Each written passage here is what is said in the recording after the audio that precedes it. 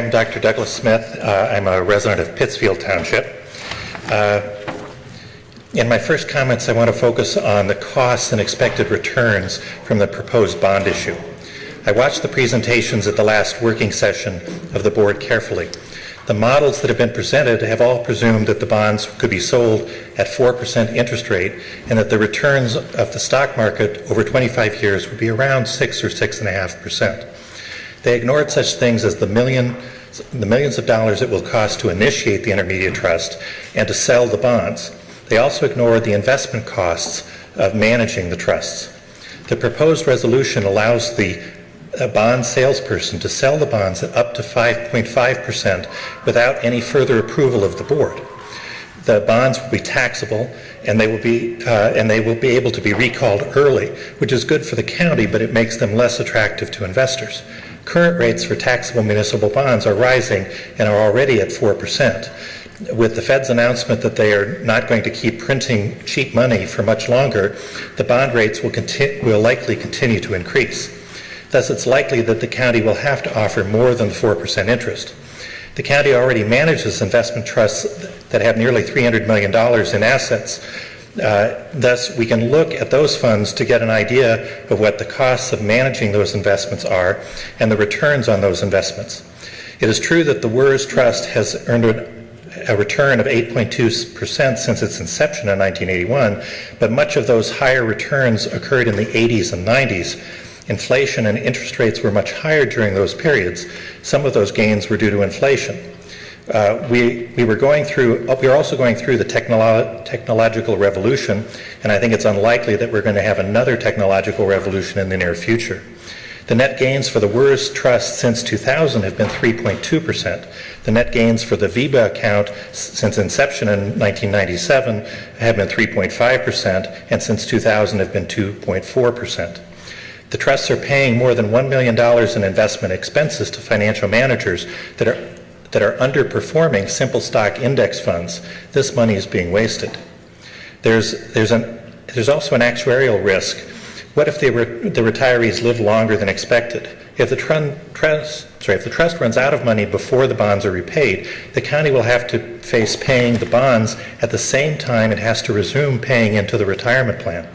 Talk about a money crunch. But I forgot. All of you will be long gone from the board by then. What happens if the bonds are sold at 5.5% and the returns on the investments are 3.5%? The county will lose $120 million. That's not an unrealistic scenario. My name is Ray Williams. Good evening. I am from Ypsilanti. I want to ask the commissioner a question. How many of you would go out tonight and mortgage your house to put money in the stock market?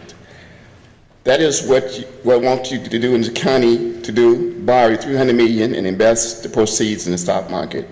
If you are not prepared to do the same with your own money, why is it a good idea for the taxpayer of Washtenaw County to do the same thing? Many other communities around the United States have gotten into financial difficulties or even bankrupt by going into risky investment schemes. I do not want Washtenaw County to do the same thing. According to Burden Medania website, the deficit that would occur if you do not borrow this money would be $5 million over 4 years. That is a tiny fraction of the county budget, and it is hard to believe that there is no other way to cut that money without cutting deeply into the county services.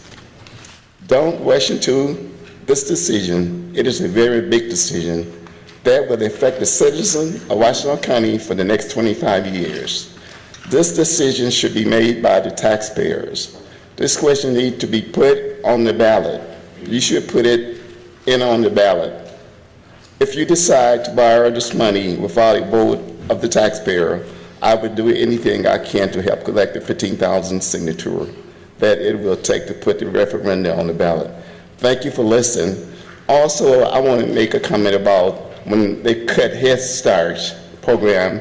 Head Start was a great program for many years in this county, over 20, 30 years in the 80s and the 90s, and y'all defund that program, and that was a shame. My name is Judy Bloss. I'm a lifelong resident of Ypsi, and I don't pretend to understand all the complexities of this, I do have questions, reading a few articles in the Chronicle.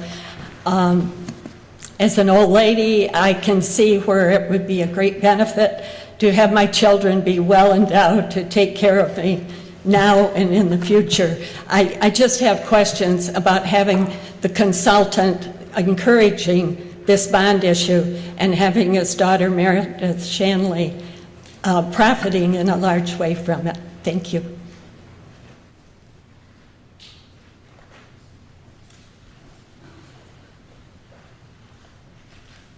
Hi, my name's Sean Letwin, Webster Township. I'm not going to speak about the complexities of the issue. It's more the simplicity of what you're potentially looking to do. And you're elected to spend the money that you collect from me as a taxpayer and so many people in the room and throughout the county, but you're looking to borrow money on behalf of the taxpayers. And when you've borrowed money in the past, you've borrowed for jails, you've borrowed for a lot of civic improvements and other types of things. And now you want to borrow $345 million with an overall cost of up to $600 million. That's, to me, it's a noble reason, and I think it's got a good cause for additional discussions, and I think getting additional information to the public, but it's the public's money that you're looking, the public's faith, our fiscal well-being that you're borrowing against, and I think it's really disrespectful if this commission decides not to allow this issue to be put to the public for a vote. We had a celebration of the 4th of July, life, liberty, and pursuit of happiness, and that was all based on initially taxation without representation. And really I see this as part of that as an issue. Is it direct taxation? No, but you're putting a tremendous fiscal burden on this community, and I think you owe it as a respect to the people that have elected you to spend our money, that if you're asking to borrow more money against our name, that you should allow us to have a vote in that. Thank you. Good evening, commissioners and administration. This evening, I live in York Township, and my name's Wesley Prater. Most of you know that. And I want to speak a little bit about the budget. I see some things have changed, and I hope that they all work out. And, on the webpage, there's guiding principle number 1, ensure long-term fiscal stability in Washtenaw County. And I really sincerely think that we should do that, and I believe in doing so, there's quite a bit of work to be done. Now, if you look back at the history as to what's happened in this county, every year after the audit, finance has done long-term liabilities. And I've got those that go back to 07, I think it is 07 or 06. And each year those long-term liabilities, and I've got them right here, are over $15 million, they increase over $15 million a year. Now, all of those don't go on the balance sheet. We know the liabilities for the pension fund and the health care don't. And some of the other things on there don't go on the balance sheet. But I want to just share with you, where the county is fiscally. The net position of the county has a net asset account, $230 million. Now, out of that account, $150 million of that is buildings and equipment and automobiles and those kind of things. There's a restricted account with $49 million in it, and a unrestricted account with $31 million in it. Now, this is at the end of 12. I don't know how much is there or what's in there right now. But, we're getting down to the point that there's no more fund balances left. And I think that this organization should make an effort to go back and look at what has happened in the past and how we have got there. The number of liabilities, long-term liabilities, is $446 million. And about 250, maybe 300 million is not on the balance sheet. That's the liability for the pensions and the health care. But we need to look at those things and try to figure out a way to make this thing work. I'm willing to step forward if there's programs out here that are really worthwhile, and we've heard people talk here this evening about some of those human services programs. I'm willing to work on a committee or whatever to go through and spend a lot of my time researching and doing things if that's something that this organization wants to do, and I hope that you will. Thank you. I was at the last board meeting, as most of you will remember that were here, and there are several points I'd like to make, having gone through the document online that the commissioner, the administrator has put online. And I think there are many very pertinent unanswered questions with respect to this bonding proposal that are going forward. And among them are the fact that you guys are using 18-month-old data for the current standing of the unfunded amount in the pension fund. The 60% funding, 40% underfunding is based on 18-month-old data. And it's hard to believe in this world of instant communication and push-button outcomes that there isn't a way to get more current data a lot faster than that. So one question I have is, how come we're working with such antiquated data, particularly when property values have gone up dramatically in the last year and a half, and the stock market has gone up by 20 or 25%. So I think any current data to date would demonstrate a much lower level of unfunded liability than what's currently being reported. The second one is, I don't understand why you are ready to vote on something, or were ready to vote on something, when the staff did not bring you all the information necessary for what the state requirements were. How at this late date can you now say we're going to postpone the vote because we don't have all the information in hand of what the state requires? Well, who's doing the due diligence to give you all the information you need about all the state requirements well before now? It seems to me that that is an egregious error, lack of judgment in the staff to not to know that in the first place when you're bringing something that's $345 million of additional debt. I'm trying to do this without getting angry. As you can tell, I'm not necessarily doing a very good job. I'm trying, because I've got a lot of friends around this board. I've known a lot of you for a lot of years, right, Ronnie? Okay.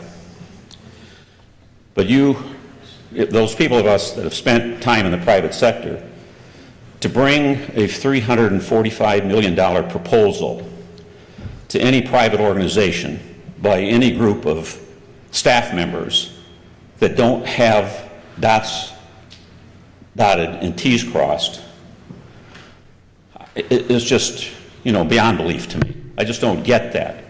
And I think there should be some accounting for that all the way up and down the line. So at the last minute, you have to say that we can't do it now because we don't have all the information in hand. Yet you were prepared to do it.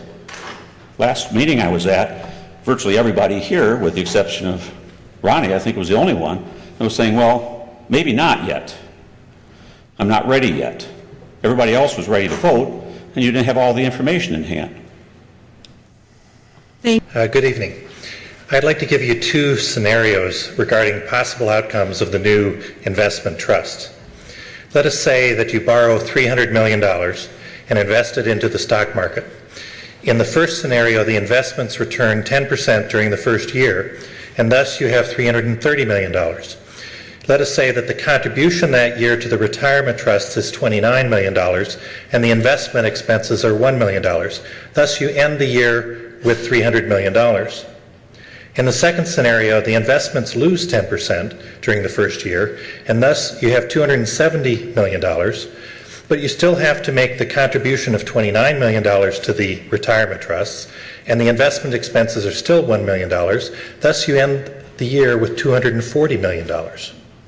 Thus, in the first scenario, you start the second year with $300 million, and in the second scenario, the second year, you start with $240 million. All future years are going to reflect that initial loss. In the worst year, 2008, the WERS fund lost 33% on its equity investments.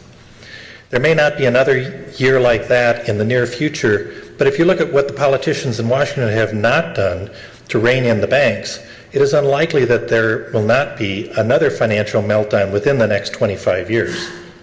The rosy scenarios presented by Mr. Axe and by the EMU professor do not take into consideration that funds must be paid out on a yearly basis to the trusts, which makes the timing of losses very important.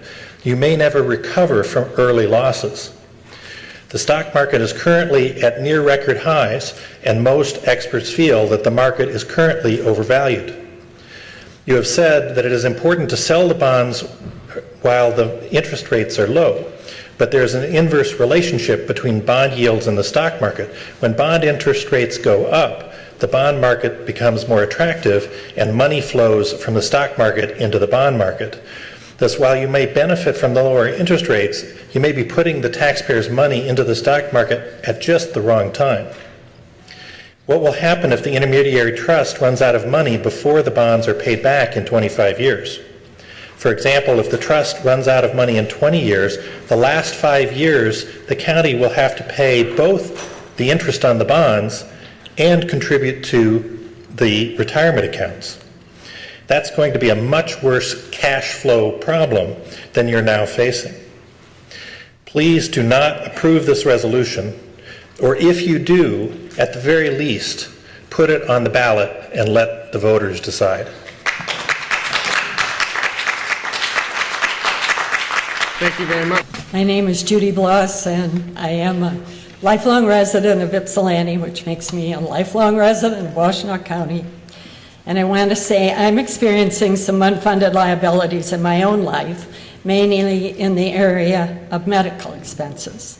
I am not, however, planning to borrow money from my home equity line of credit in order to pay not only these bills, but to borrow in excess to invest the money and hope I can realize a profit above the 3.25% I have to pay the bank for the use of the money I borrowed. I strongly believe it is not the job of county government to borrow $345 million or $350 million or $295 million to not only fund the unfunded pension and health liabilities it currently faces, but also to invest a large balance hoping to make a profit. I've been told that about 70% of the county budget is required for mandated expenses, and that the other 30% is non-mandated or elective spending. I'm county website challenged. I can't find how much money goes to those elective spending. I do know, however, that there are at least two places where the board spends taxpayer money that could and should be cut. I suspect the board will say these two gifts amount to a mere drop in the bucket of the county shortfall. That is true, but they represent a starting point.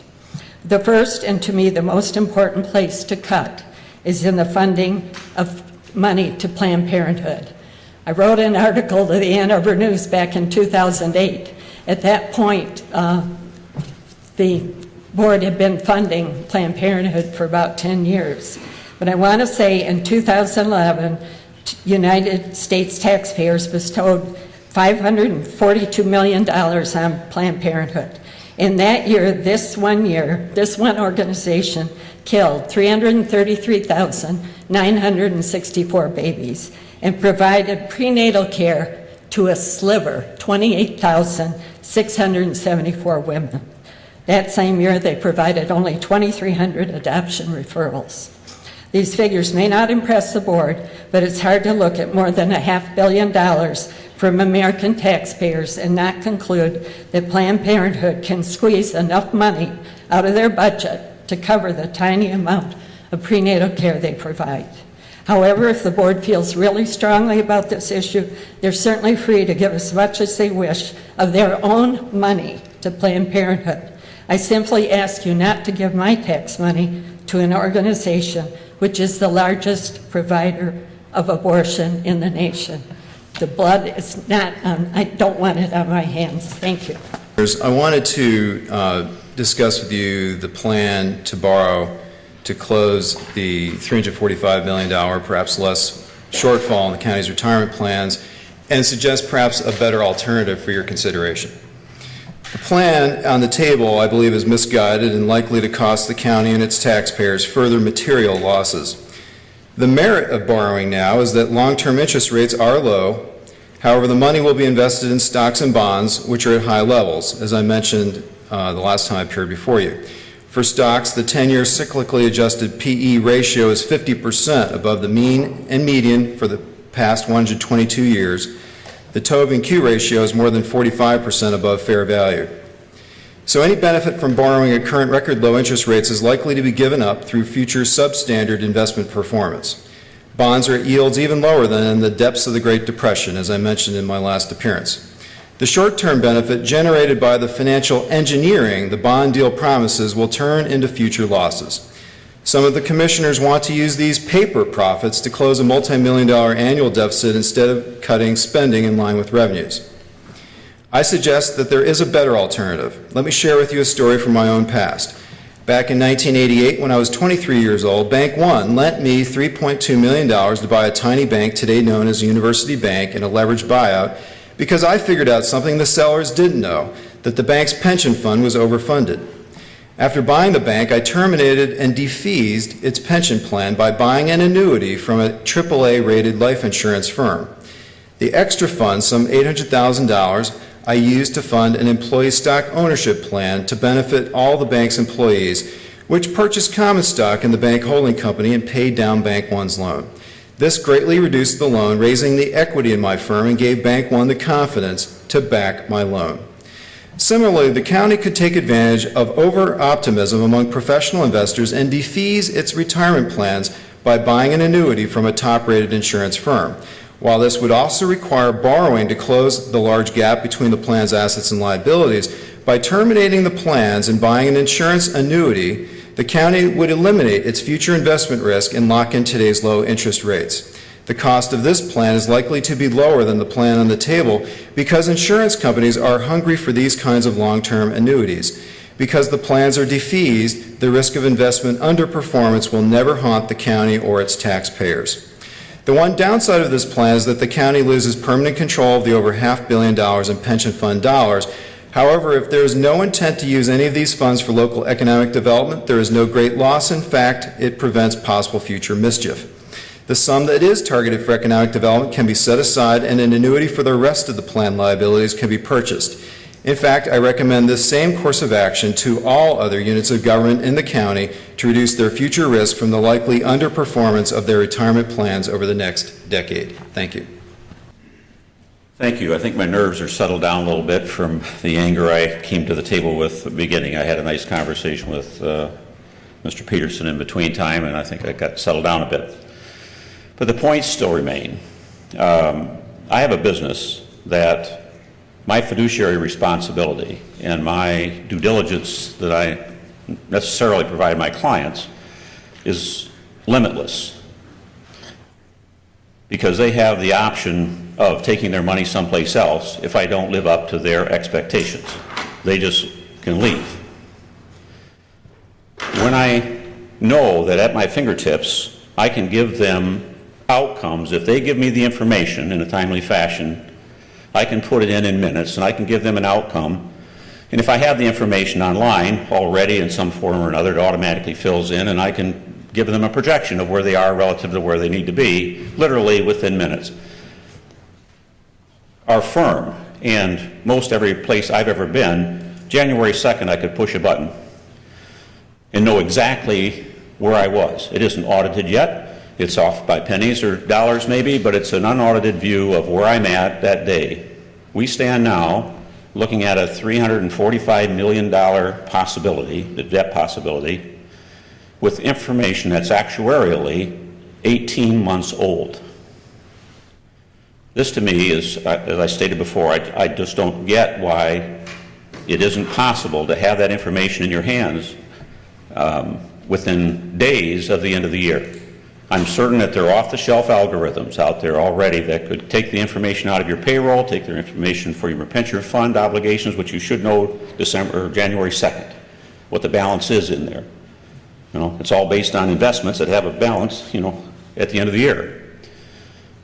So to be presenting something based on those antiquated data at this point in time, I think you, board, need to get an answer from your administration as to why you have data that old and you can't get a handle on this.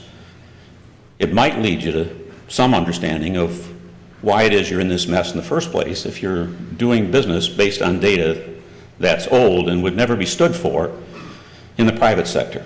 So figure out 2012, and you should be able to get June 31st data by this time. You know what I'm saying? Also, I've gone on this website twice, assuming that proposed bond insurance, frequently asked questions and other pages on that, expecting, based on what has happened since our last meeting, to find updates. And it's still got the same old and now totally irrelevant information on it. Thank you. That it had before. Okay? Thank you.